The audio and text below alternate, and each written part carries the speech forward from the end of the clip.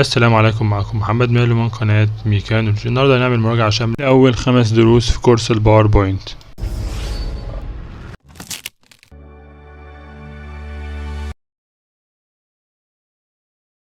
أول حاجة نبدأ نوضحها ازاي نعمل فايل باوربوينت. تضغط كليك يمين وتختار نيو، تختار مايكروسوفت باوربوينت، بس هنسميها رقم، نسميها مثلا أي اسم، احنا سميتها رقم 2.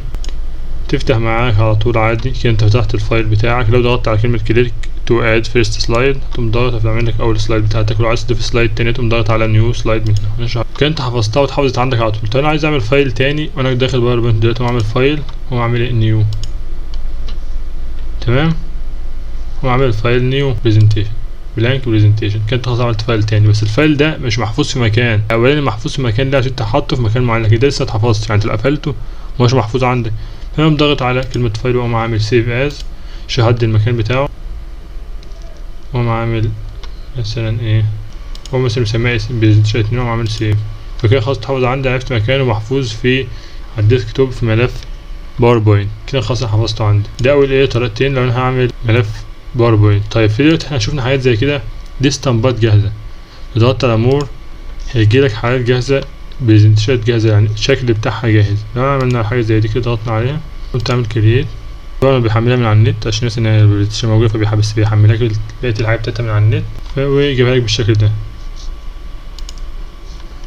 انا عملت نيو سلايد، هتلاقي برضه نفس الطابع بتاع، بس دي المقدمة بتاعتها، فهي متقسمة بالشكل ده. طبعا انت ممكن تعدل في حد براحتك، لو انت عايز تعدل التكست تعدل فيه براحتك. فدي حاجة جاهزة لو انت عايز تشتغل على حاجة جديدة. نبدأ بقى نشرح أول قائمة معانا، وهي قائمة فايل. قائمة فايل متقسمة اللي هم الصفحة دي، الحاجات القديمة اللي انت الشغل انت عملته، فاهم. نيو دي اللي انت تعمل مشروع جديد. اوبن ده انت كان عندك مشروع وعايز تفتحه. سيف ده لو انت المشروع حافظه في مكان وبتحفظه تاني مرة، يعني مش أول مرة تشتغل على المشروع. سيف اس ده لو انت تحفظ مشروع لأول مرة. برنت لو هتطبع، شو دي لو تبعتها مثلا لحد عن طريق الميل، عن طريق الحاجات دي. عندك بقى من الحاجات المهمة عندك اللي هي الاوبشن دي فيها الجنرال الاعداد بتاعت البرنامج بشكل عام، يعني لو عايز تعدل فيها حاجة. بس اكتر حاجة اللي بتشتغل عليها كاستمايز ريبن، دي الاختصارات بتاعتك اللي هي في الهوم والانسيرت والديزاين والحاجات دي متقسمة ازاي. وعندك الكاستمايز اكسس تول بار، الحاجات دي اللي هي الاختصارات اللي فوق، زي اللي هتلاقي عندك السيف والاندو والريدو، الحاجات دي موجودة. انت عندك هتلاقيها متقسمة. اول حاجة عندك متقسمة الهوم، وعندك الانسيرت والدرو والحاجات دي وكده، وكل واحد تحتها الحاجات بتاعتها، مجموعات وجروبات وكده. انت لو عايز تضيف حاجة هنعلمك برضو تضيفها ازاي. فانت خلاص بعد ما جبت اوبشن دي تحط على كاستمايز ريبن. انا عايز اقسم واحدة جديدة، فقوم تعمل نيو تاب، بس فين في الاخر تعمل نيو تاب بعد هيل، بتعمل اتعملت بعد هوم. تمام، هسميها اي حاجة، مثلا هسميها اعمل النيم واسميها محمد، تعمل اوكي. وعايز اضيف ده جواه جروب مثلا واحد، اعمله برضو النيم هسميه واحد. تمام، فهي خلاص هنا. فانا عايز اضيف اي حاجه من الحاجات دي عشان بحب اشتغل بيها كتير او كده بحتاجها، فخلاص انا هقربها. هعمل مثلا فونت كولر ده واعمل اد، خلاص هو الداف تحت رقم واحد. هعمل مثلا اي حاجه مش حاجه ضروريه، يعني عملنا سيف. تمام، نعمل اوكي. اجي في الاخر بعد هوم عندي حاجه اسمها محمد ظهرت، متقسمه جروب رقم واحد في الفونت كولر وفي سيف. طب انا عايز اشيل اللي انا عملته ده، بقوم رايح على الفايل وقوم رايح على اوبشن كاستمايز ريبن عند محمد دي، وعامل لها ريموف. خلاص كده خلاص راحت، اعمل اوكي. هتلاقي راحت من عندك تاني، فاهم. فدي شغل قائمة فايل كله، هتلاقي حاجات بسيطة اصلا الحاجات بتاعتها. انت عندك هنا سيف، انت ممكن تضيف واحد زي ما احنا لو انت عايز برضه نقولك نضيف ازاي. بتروح على اوبشن اكسس تول بار، تقوم رايح هنا تختار اي حاجة. بس لو عملت اد تيبل او كات، تقوم تعمل اد ومن اوكي، هتلاقي الضغط عندك فوق هنا على طول. عايز تشيلها تقوم عامل برضه على فايل، تقوم رايح على اوبشن اكسس تول بار، تقوم عامل ديت وعامل ريموف اوكي. خلاص، فهو البرنامج بتظبط، انت برضه بتظبطها على حسب شغلك انت، حسب الاعدادات اللي انت بتحتاجها. الاعدادات اللي انت بتحتاجها بتقربها في شغلك، بس تعمل لها مكان لوحدها كده عشان متبقاش تدور عليها كتير. معايا دلوقتي القائمه بتاعت قائمه هوم. احنا مثلا جبنا برزنتيشن تانية خالص غير اللي كانت موجوده قبل كده، دي واحده تانية جديده نبدا من الاول خالص. فانت عندك اهو مثلا ده تكتب المقدمه مثلا او اسم اي حاجه، تكتب مثلا حاجه على الكمبيوتر مثلا، تكتب مثلا اسمك مثلا. تمام، دلوقتي انت عايز تظبط الخط او اي حاجه عندك في هوم دي، تقوم محدد الاسم ده. عندك الخطوط كلها على حسب الخطوط اللي موجوده عندك في الجهاز، مش تبع البرنامج، يعني الخطوط اللي عندك في الجهاز هي اللي انت تعدل فيها. مثلا عايز تظبط الحجم، ممكن تكبر من حرف الاي ده او تصغر من هنا عادي. حرف البي ده بيديها اللي هو بلاد شويه. دي لو عايز تخلي الحروف كلها سمول او الحروف كلها كابيتال على حسب ما انت ايه عايز، ممكن تخليها كلها كابيتال. دي لو تحددها لون كامل من بره، ودي لو عايز تديها لون تاني غير اللون الاسود. طب انا عايز اضيف سلايد جديده غير السلايد دي خلاص انت مش عايز اعمل حاجه تانيه، وأقوم عامل نيو سلايد. طيب شايف عملتها لك ازاي؟ انت عملت دي اكنها المقدمه، ودي تكتب العنوان وتكتب ايه النقط بتاعتك. طب انا عايز اعملها بشكل تاني، بتقوم ضغط على السهم اللي تحت ده نيو سلايد، وتختار الشكل اللي انت عايزه. ممكن عايزها بالشكل ده مقارنه، عايز تعمل مقارنه، عايز تسيبها تبقى فاضيه خلاص هتحط صور، عايز تحط صور برضو هنا شكل تاني. الحاجات دي عندك متاحه، ممكن احنا نختارها دي مثلا زي دي، بتقسمك هو ايه جزئين لو انت عايز تضيف حاجه. وطبعا العلامات اللي موجوده عندك دي انت عايز تضيف جدول، هتقوم ضغط عليها كده، هو محدد لك انت عايز جدول قد ايه، كام نمبر وكام كولوم، تقوم تعمل اوكي، هو خلاص حطهولك. اعمل كنترول زد. عندك هنا عايز ايه تضيف تشارت، عايز تعمل اي حاجه، تضيف اي حاجه، مثلا عايز تضيف صوره ممكن تضغط عليها، تضيف فيديو، تضيف اي حاجه براحتك. ايه الحاجات دي كلها متاحه عندك. برضه نفس برضه الوضع، برضه نفس الحاجه عادي، هي دي تمام. دلوقتي احنا ضفنا دي تمام، مفيش مكان تكتب فيه يعني ضيف ضيف. انا عايز اكتب حاجه، عندك هنا خالص معموله العلامه بتاعت حرف الاي دي، تقوم واخدها وساحب خلاص تكتب اللي انت عايزه هنا ايه براحتك فاهم. فعندك في قد في المربع ده بس. طب انا عايز ارسم شكل اهو، ممكن ارسم مثلث اهو، تدي له الوان براحتك من هنا تغير فيها زي ما انت عايز. طبعا اول تضغط على الشكل بتروح على الشيب فورمات اللي هو الشكل ايه الاعداد بتاعت الشكل بتاعك. لو انت عايز تدور على كلمه معينه تقوم ضغط على كلمه فايند، قوم عامل فايند، قوم كاتب مثلا هنا كومبرسور، انت عامل فايند خلاص وراح لك على اهو، عرف مكانك فقام راح لك عليه. دي فايند دي تبحث عن حاجه. لو عايز ابدل كلمه بكلمه واعمل ريبليس برضو، قوم ضاغط على كومبرسور مكان مثلا هبدلها مثلا بحرف ايه باي حاجه، بدلها بحرفين الام دول، قوم عامل ايه فايند جايبها لك تعمل ريبليس خلاص. اما هو حولها لك تمام. تعمل بقى كنترول زد يرجع تاني. ده الجزء بتاع هوم. برضه انت عايز تجيب خط يمين او شمال تضغط كده او كده او كده. ممكن لو انت عايز تبدا من اليمين، عايز تبدا من الشمال برضه براحتك. عايز تضيف ارقام، انا مثلا نضيف ارقام هنا، دي متضافه نقطه بوينت، فانا عايز اخليها رقم ضغط عليها كده خلاص بتحول لرقم، ضغطت عليها كده بقت بوينت تمام. عايز تبدا من النص مثلا تحركه شويه، لا عايز ابدا من الاول خالص ومضغط عليها مرجعها تاني. عايز تبدا من الناحيه التانيه على طول تضغط عليه تحكيسها من اليمين، عايز تبدا من الشمال فاهم. فده بشكل عام الجزء بتاع ايه هوم. في اداه مهمه جدا عندنا اللي هي ايه، اول حاجه مثلا كلمه كومبرسور ده عملتها كنترول سي، عملتها نسخ، او عملت كلمه عليها عملت كوبي تمام. نفس الحكايه محمد عمل كلمه عملت عليها ايه كوبي.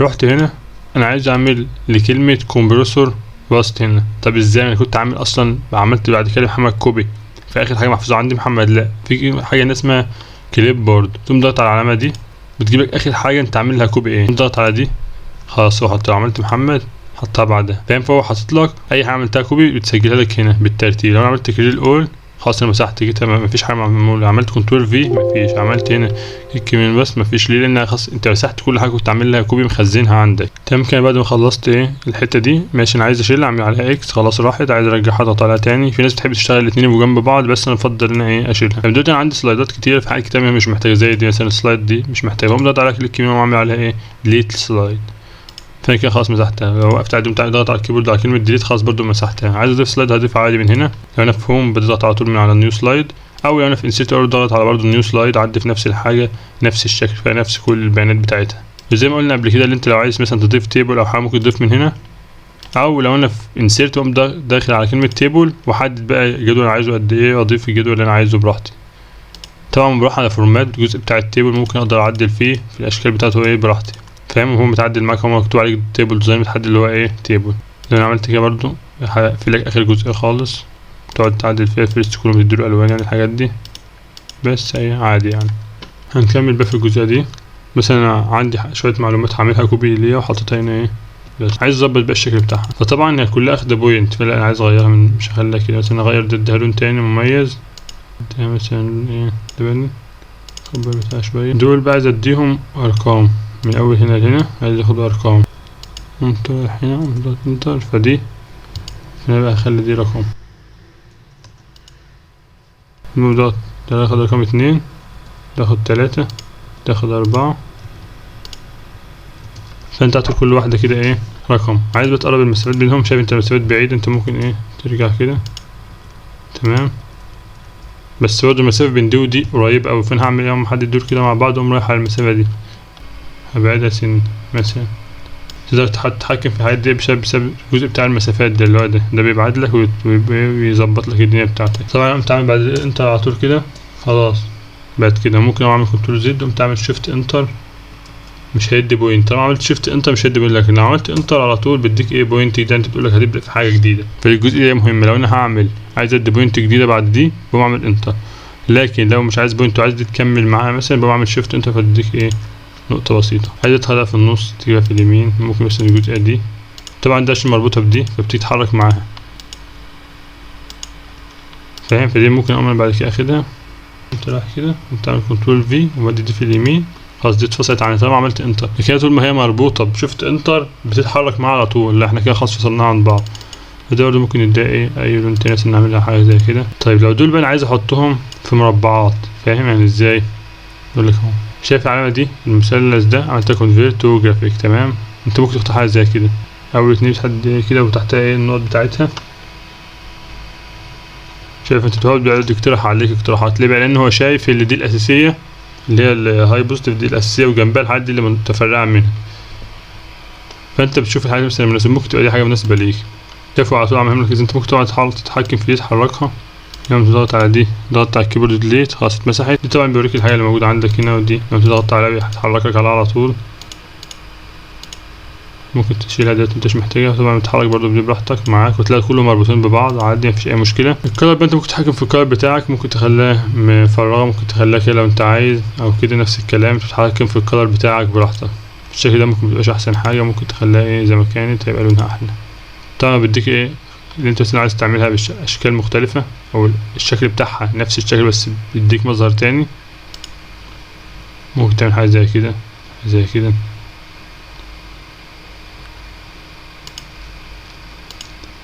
فانت فاهم. فعادي يعني انت لو عايز تعدل فيها تلاقي ظهرت لك تاني او دي كده طبعا بترجع تاني زي ما هي. فانت براحتك في الجزئيه دي بالذات الجزء بتاع الشيب ده. انت عملت ريست هترجع زي ما كانت. لو عملتها كده خلاص اتعودت. الريست دي بترجع لك كل حاجه زي ما كانت عملتها كده تاني. طبعا كده الجزء تمام. نعمل نيو سلايد نعمله مثلا ايه بلانك تمام تبقى فاضيه خالص. انت عندك اشكال كتير فوق انت ضغطت على السهم ده يجيلك ايه الاشكال كل الاشكال اللي عندك. مثلا هنعمل ايه الشكل ده هنحطه هنا مثلا. انت طبعا عايز تغير فيه عندك شيب فورمات عشان في شكل ظاهر تختار اللي انت عايزه من هنا اي لون انت عايزه. وده بتحدد الشيب بتاع الشكل بتاعك. لو انت كاتب جواه حاجه اسمها 3D حاجات من دي ده لو انت كاتب جواه حاجه مثلا هكتب جواه مثلا هنا تمام. فهو شايف الشيب بتاعك انت غيرته على حسب الشكل ده. تكست افكت اهو فهو اخد الزاويه بتاعتك اللي انت حددته بيها تمام. نروح على التكست لاين. انت ممكن تغير التكست اللون بتاعه لو انت عايز تغيره. رحنا على هوم برضو نقدر نكبر سنة. نرجع تاني على الشيب فورمات. ده الجزء بتاع التكست برضو ممكن تتحكم فيه من هنا. انت فاهم انت الجزء بتاع التكست هنا ده تكست فايل تكست اوتلاين تكست افكت كل ده موجود هنا. عندك بقى الشكل بتاعك تقدر تعدل فيه من هنا. نقدر نعمل حاجة 3D برضو ممكن ايه نعمله كده. شوف بعمل معاك ازاي. خلاص ده الجزء بتاع الشيب ده الجزء بتاع التكست. بس احنا عملنا الشكل ده عايزين نعمل شكل تاني. نشوف بقى شكل تاني بعد كده هنا. نشوف مثلا الشكل ده وهنرسم خط مثلا عايز تعمل روتيت نعمله عايزين نوصل ده بده تمام. فطبعا انت تيجي تحرك ده كل واحد هيتحرك لوحده. فلو انت محدد ده ومحدد ده ومحدد ده وانت عامله جروب فخلاص بقى مع بعض جروب. تقدر تحدد ده لوحده جوه الجروب. بس انا ضغطت قمت محدد الجروب كله اتحرك مع بعض. ده مثلا اهو ضغطت عليه ضغطتين عشان اقدر احدده. قمت محركه هنا تاني عايز اعمل روتيت قمت واقف عليه هنا قمت اعمل روتيت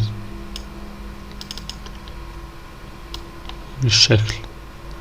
فانت ضغطة واحدة بتحدد الجروب مع بعضه. ضغطتين على الشكل بتحدد الشكل لوحده.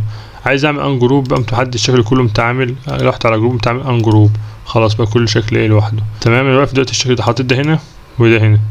الترتيب بتاع ده عشان ضايف اول واحد فهو اخر واحد تحت. بس انا عايز اخليه اول واحد فما اعمل ايه برينج فورورد بتحطه ايه قدام خطوه واحده فاهم. يبقى قدام ده. لو انا عايز اعمله اخليه قدام خالص يبقى قدام الكل تقوم اعمل ايه برينج تو فرونت يبقى انت خلاص خليته اخر اول واحد. لو انت عملته هنا اهو سن تو باك خلاص ده بقى اخر واحد. هو حتى مظهر لك العلامه وانت فوق عامل لك الشكل البرتاني ده اللي هو الشكل اللي انت محدده.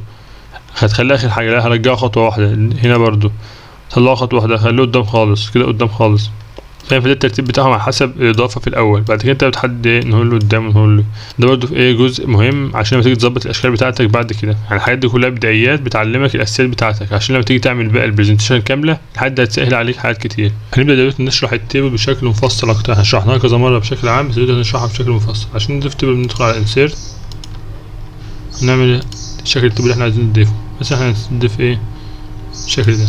نبدا بقى نعدل في الشكل بتاعه عايزينه يبقى ايه اوضح شويه. ممكن يبقى عايزين نقسمه كده. تكتب هنا اي حاجه مثلا اكتب هنا نمبر تكتب هنا 1. طبعا انت ممكن تبقى عامل حاجه في الاكسل وتعمل لها ايه تعبير هنا. طبعا احنا بندق دي بتحركها كده لليمين توسط الحاجه. يعني مثلا لو احنا غيرنا الشكل ده خليناه كده تمام. حددنا ده تاني هو البورد خلاص عمله لك هو تاني وصلت. فانت يعني انت شايف الشكل ما كانش بيتقسم بس انت عشان غيرته وخليته بيتقسم بالشكل ده فخلاص. ممكن تختار لون تاني هيديك لون تاني عادي عشان محددين الجزئية دي. ندوق في الخلية دي برضه عاملين اخضر. خلاص انت عملت لون تاني اهو براحتك. فانت على حسب الخلية اللي بتحددها بتشتغل عليها. طبعا ده عندك ايه الستايل بتاع التكست بتاعك.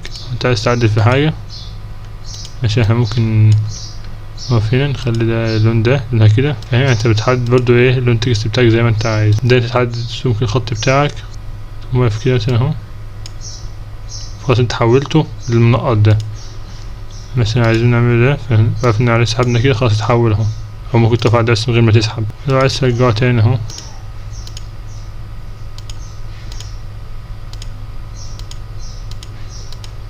تمام مفيش اي مشكلة. بس ممكن الخط تحدده من هنا اهو. كنترول زد نرجع تاني. عندك ايه تاني ممكن عايزين نمسح حاجة اهي. خلاص احنا خليتين دخلناهم في بعض خلاص. ممكن لو جيت بقى تكتب بقى خلاص دي بقى تخليها واحدة مع بعض اهي. نكتب مثلا محمد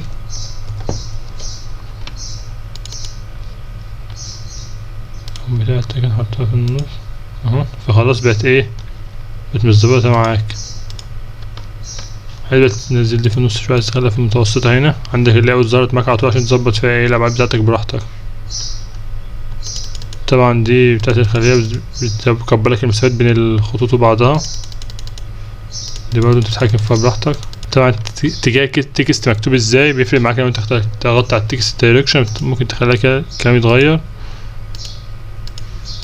تتحكم في حاجة دي برضه براحتك. دي نفس الحكاية هي دي زي دي هي دي. انا هقسمها مثلا بتعمل سبليت سيل خلاص اقسمها كده واقسمها لك 2. انا كده قسمتها. طب لو عايز اضيف حاجة وبتعمل انسيرت بلو ضف واحدة انسيرت اباف بضف واحدة تانية. لو انا واقف هنا مثلا اهو انسيرت ليفت ضف لك عمود. فاهم؟ نعمل كنترول زد عشان نرجع تاني. انا عايز اعمل سيلكت كولوم بتقوم رايح واقف وعامل لك سيلكت للكولوم كله. لو تبقى هنا عملت سيلكت وبتعمل سيلكت رو سيلكت الرو كله سيلكت تيبل واعمل سيلكت التيبل كله.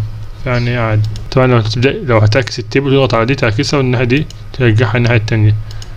فيعني عشان لو انت مثلا بدأت كنت بادئ انجليزي وعايز تحوله تخليه عربي العكس عادي مفيش مشكلة هنا.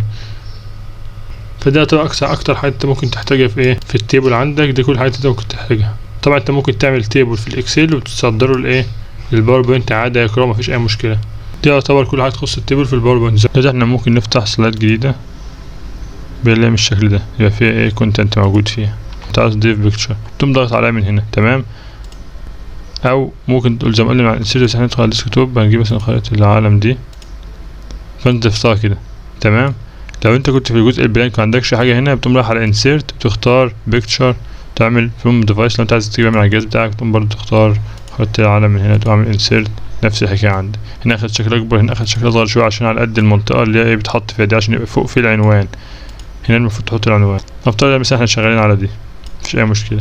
تروح على بيكتشر فورمات انت عايز تشيل الخلفية السودا دي هتقوم رايح على ريموف كوركشن هتلاقي الجزء البنفسجي ده اللي هو اللي هيتشال. طبعا انت في حالة انت عايز تسيبها تقوم رايح مثلا تعمل على ريموف مارك ده. انا عايز مثلا اشيل المنطقة دي تمام هو شال الجزء ده معايا فقوم تعمل اد مارك اللي انا اشيل منها يعني ايه واقف على المنطقة دي كده ترجع واقف على المنطقة دي ضغطة بسيطة يعني. طبعا هي بتحاول بيظبط لك الجزء ده بنسبة يعني مش بيبقى الدقة مش عالية قوي. فانت بتقعد تظبط ايه زي ما انت عايز يعني. نفترض لها كام مناسبة لينا مثلا فهم تعمل صح. طبعا ممكن تقعد تظبط فيها في الاشكال بتاعتها. ممكن انت عايز الشكل بتاعها يبقى تعمل لها اطار متعملهاش اطار الكلام ده ممكن تظبط فيها من هنا. دي ايه يعني ممكن تعمل نفس الحاجة تبقى كده. طب انت بقى تعدل، فانت ممكن عايز تسحب الزاوية دي بس انت تظبط بقى الكوريكشن بتاعها، الإضاءة بتاعتها. ممكن بس انه دي تقعد بقى تعدل فيها براحتك. ممكن بس انت تعمل حاجة زي دي. انت ممكن طبعا تغير في القطر بتاعها وتقعد تغير الحاجات دي كلها. انت بتعمل ايه يعني كل صورة على حسب. طبعا انت محتاج دقة شوية في الشغل عشان تبقى تعطي حاجة كويسة، بس احنا بنجرب ونوريكم ايه احنا بنعملها ازاي بشكل عام يعني. دي بقى الشفافية بتاعتها ممكن كده تخفضها، دي تدق عليها زي ما هي. ده برضه زي ما انت عايز. التشينج بس انت عايز تغير الصورة ممكن تقدر تغيرها من نفس الصورة تغيرها، مش هتضيف صورة جديدة. احنا هنغير الصورة دي، هتعملها فايل تعملها استخدام الفايل، او لو انت عايز تبحث عن الانترنت ممكن تعمل ايه فروم علامة البحث هي ظاهرة عندك، او اونلاين ايه سورس. ضغطنا على دي كده عنده صور. انت مثلا كان عندك صور متخزنة هنا هيجيب لك منها، بس عشان بس النت ضعيف فمش هيشتغل معانا قوي. وانت عايز ترجع الصورة زي ما هي تقوم عامل ريست، ترجع زي ما كانت من الاول خالص كأني معملتش فيها اي حاجة. انت مثلا لو عايز تديها الشكل من الجنب يعني تعمل له بتاع مربع، بس ممكن يديله عشان يظهر شوية، اللي هو يعملها اقطار من بره.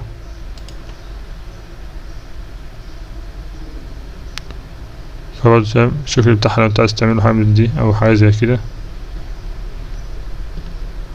فاهم في الحاجات دي كل ده على حسب ما انت تحطها ازاي. اللي لما نيجي نعمل انيميشن هيفرق الحاجات دي معانا ليه دخلت الصورة في حركة الانيميشن. انت ممكن تظبطها بزاوية معينة. الحاجات دي كلها هتساعدك. انت عايز تعملها كروب مثلا، عايز تصغرها شوية، مش هتصغرها، احنا كده بنقص منها، احنا كده عملنا لها كروب قصينا منها شوية. تقوم ضاغط في الهوا كده فخلاص شوف صغرت شوية عن الأول. طب انت عايز تكبرها تسحبها كده عادي، بس احنا بنعمل كروب يعني بنقص يعني الجزء ده احنا مش محتاجينه، الزيادات السود دي احنا مكناش محتاجينها فشلناها. عايز تعملها بقى روتيت حاجات من دي كده براحتك، برضو تعمل روتيت براحتك.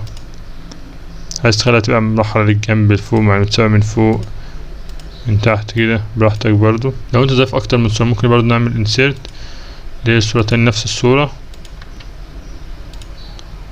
تمام. فدلوقتي بقى في صورتين اهم، هنصغر دي شوية مثلا موجودين.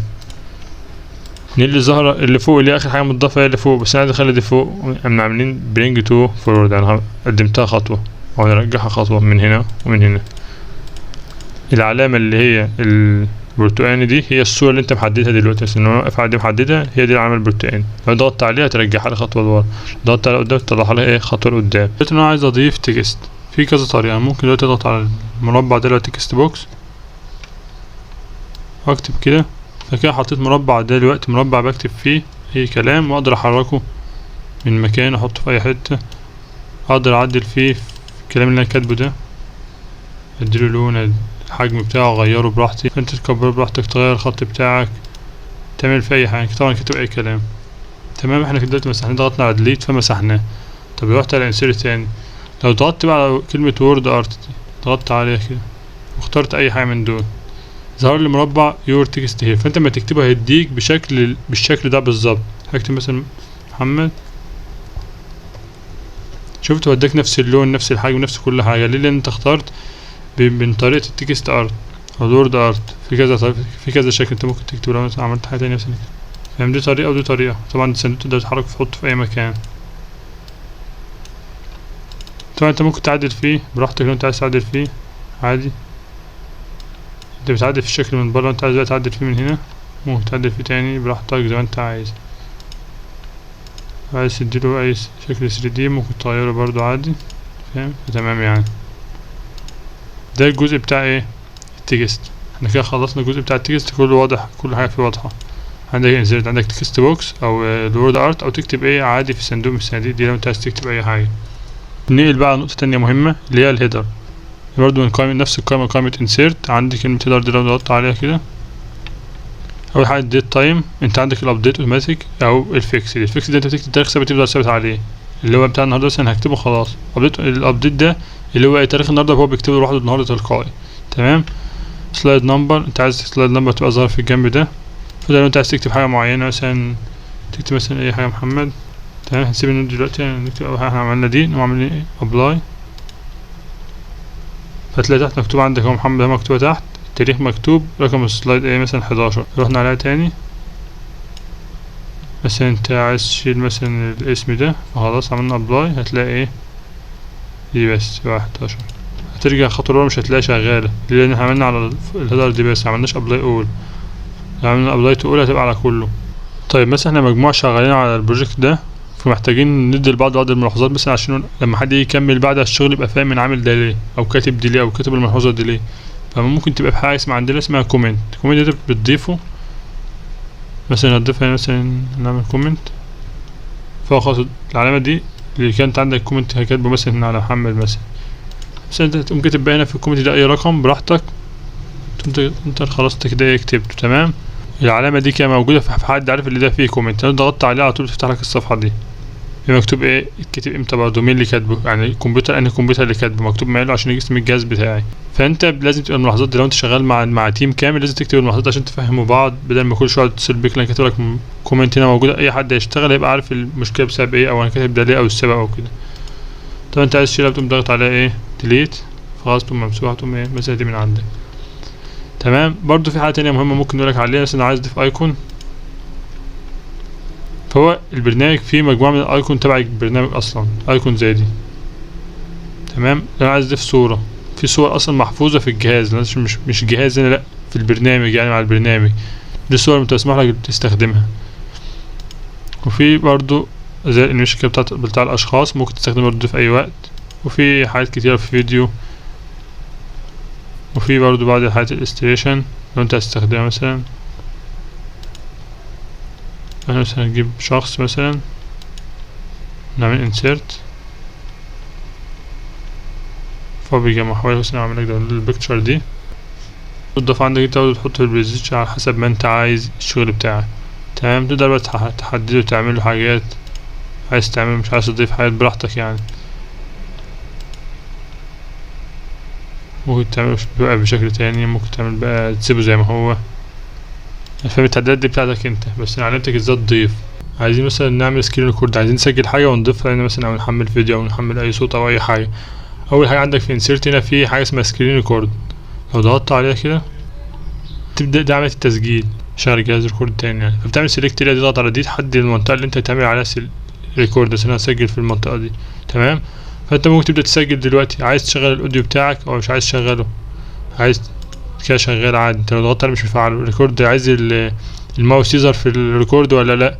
انا كده على علامة الريكورد يبدأ ايه يسجل لك الشغل اللي انت عايز تسجله. الاوديو اللي انت عايز تضيف فيديو، لو انت عايز تضيف فيديو من البي سي عندك، او عايز تسجل انت ايه ريكورد فيديو برضه ممكن تعملها، تبدأ ايه تضغط عليه تسجل عادي وتسميه بأي اسم انت عايزه. والفيديو ده نفس الحكاية، لو انت عايز تجيب من على الكمبيوتر عندك او من على النت او من اللي هو الستوك ده اللي احنا قلنا عليه، بس مفيش دلوقتي فالنت فصل، فانت خلاص دي انت ممكن تستخدمه. انت ممكن برضه حتى الريكورد ده تستخدمه لو انت تسجل هتصور حاجة تانية ومعندكش برنامج تصور بيه، فتصور عادي وتاخد الفيديو تبقى تحطه في الباوربوينت او تحطه بره وتحفظه عادي، هو يتحفظ لوحده مش هتتحفظ في الباوربوينت عادي.